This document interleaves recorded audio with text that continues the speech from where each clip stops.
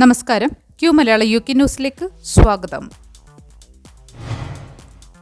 പ്രധാനമന്ത്രി തന്റെ സർക്കാരിന്റെ കാലയളവിൽ നടപ്പാക്കാൻ ലക്ഷ്യം വയ്ക്കുന്ന പ്രധാന നാഴികക്കല്ലുകൾ രാജ്യത്തിനു മുമ്പാകെ അവതരിപ്പിച്ചു.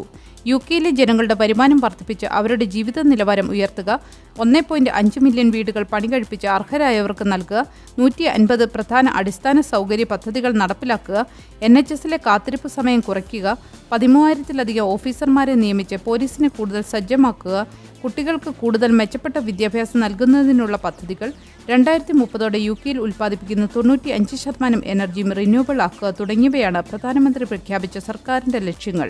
തന്റെ ഭരണകാലാവധി തീരുന്നതിന് മുൻപ് 1.5 ദശലക്ഷം പുതിയ വീടുകൾ നിർമ്മിക്കാനുള്ള പദ്ധതി അതിമോഹമാണെങ്കിലും അത് നടപ്പിലാക്കാനുള്ള നിശ്ചയദാർഢ്യം സർക്കാരിനുണ്ടെന്ന് പ്രധാനമന്ത്രി പറഞ്ഞു.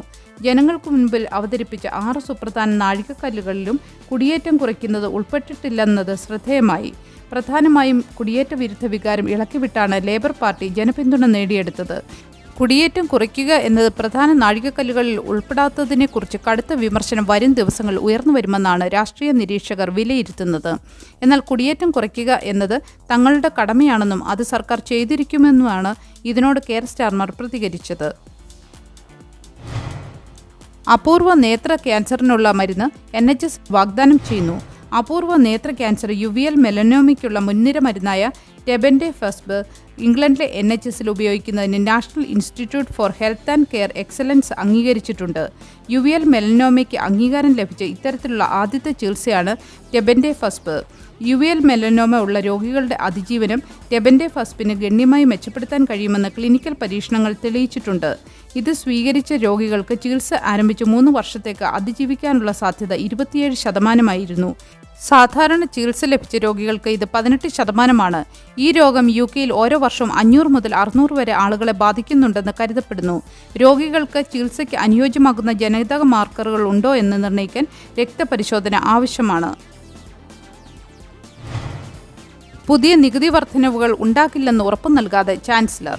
കഴിഞ്ഞ ഒക്ടോബറിലെ ലേബർ ബജറ്റ് ചരിത്രത്തിലെ ഏറ്റവും വലിയ നികുതി വർധനവുകളാണ് പ്രഖ്യാപിച്ചത്. 40 ബില്യൺ പൗണ്ടിന്റെ നികുതിഭാരമാണ് റീവ്സ് ചുമത്തിയത്.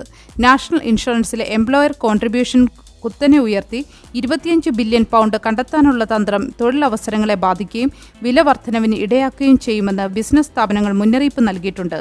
കഴിഞ്ഞ ഒരാഴ്ചക്കിടയിൽ ചാൻസലർ പലവട്ടം കോർപ്പറേറ്റുകളുടെ ടാക്സിനെക്കുറിച്ച് മാറിയുള്ള മെസ്സേജുകളാണ് നൽകിയത്.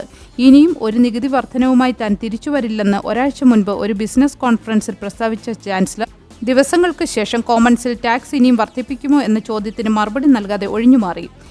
അതിനുശേഷം മാധ്യമ റിപ്പോർട്ടറുകളുമായുള്ള സംവാദത്തിൽ മറ്റൊരു നികുതി വർധനവ് ഇനിയും സംഭവിക്കില്ല എന്നും ചാൻസലർ പറയുകയുണ്ടായി. ഇത്തരത്തിൽ വ്യക്തത നൽകാത്ത പ്രസ്താവനകൾ ബിസിനസ് സംരംഭങ്ങളുടെ ആത്മവിശ്വാസം തകർക്കുന്നുവെന്ന് കൺസർവേറ്റീവുകൾ ആരോപിച്ചു.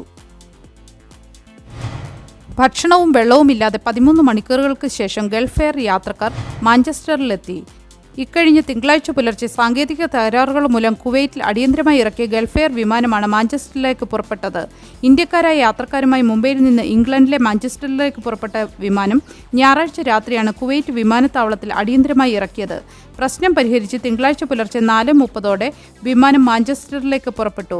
അടിയന്തരമായി വിമാനം കുവൈറ്റിൽ ഇറക്കിയത് യാത്രക്കാരെ പ്രയാസത്തിലാക്കി.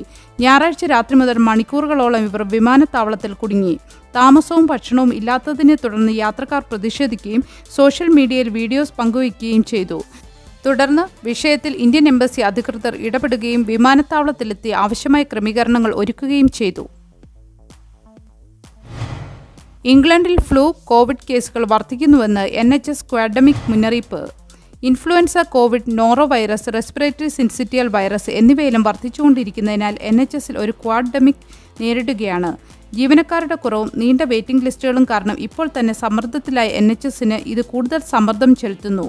പനി ബാധിച്ച് ആശുപത്രിയിൽ കഴിയുന്നവരുടെ എണ്ണം കഴിഞ്ഞ വർഷത്തെ അപേക്ഷിച്ച് 4 ഇരട്ടിയിലധികം വർദ്ധിച്ചു. കൊച്ചുകുട്ടികളിലും പ്രായമായവരിലും കടുത്ത ശ്വാസകോശ സംബന്ധമായ പ്രശ്നങ്ങൾക്ക് കാരണമാകുന്നതിനാൽ RSV ആശങ്കയുണ്ടാക്കുന്നു. കോവിഡ് എന്നിവയ്ക്കെതിരെ വാക്സിനേഷൻ എടുക്കാനും ഈ വൈറസുകളുടെ വ്യാപനം തടയാൻ നല്ല ശുചിത്വം പാലിക്കാനും NHS ജനങ്ങളോട് അഭ്യർത്ഥിക്കുന്നു. UKയുടെ ചില ഭാഗങ്ങളിൽ ദരാക് കൊടുങ്കാറ്റ് വീശിയടിക്കുമെന്ന് മുന്നറിയിപ്പ്. വെള്ളിയാഴ്ചയും ശനിയാഴ്ചയും യുകെയിൽ ശക്തമായ കാറ്റും കനത്ത മഴയും ദരാഗ് കൊടുങ്കാറ്റ് കൊണ്ടുവരും. ചില പ്രദേശങ്ങളിൽ മണിക്കൂറിൽ 80 മൈൽ വേഗതയിൽ കാറ്റ് വീശിയടിക്കുമെന്ന് പ്രതീക്ഷിക്കുന്നു. വടക്കൻ അയർലൻഡ്, തെക്ക് പടിഞ്ഞാറൻ സ്കോട്ട്ലൻഡ്, പടിഞ്ഞാറൻ ഇംഗ്ലണ്ട്, വെയിൽസ് എന്നിവയുടെ ചില ഭാഗങ്ങളിൽ ആംബർ കാറ്റ് മുന്നറിയിപ്പ് നൽകിയിട്ടുണ്ട്. ഗതാഗതവും വൈദ്യുതി വിതരണവും തടസ്സപ്പെടാനും കെട്ടിടങ്ങൾക്കും മരങ്ങൾക്കും കേടുപാടുകൾ സംഭവിക്കാനും സാധ്യതയുള്ളതിനാൽ ജനങ്ങൾ ജാഗ്രത പാലിക്കണമെന്ന് കാലാവസ്ഥാ നിരീക്ഷണ കേന്ദ്രം നിർദ്ദേശിച്ചു. ഈ സീസണിലെ 4ാമത്തെ കൊടുങ്കാറ്റാണ് ദരാഗ്. ഒരു നല്ല ദിവസം ആശംസിച്ചുകൊണ്ട് ഈ വാർത്താ ബുള്ളറ്റിൻ പൂർണ്ണമാകുന്നു. ചാനൽ ലൈക്കും സബ്സ്ക്രൈബും ചെയ്ത് പ്രോത്സാഹിപ്പിക്കണം.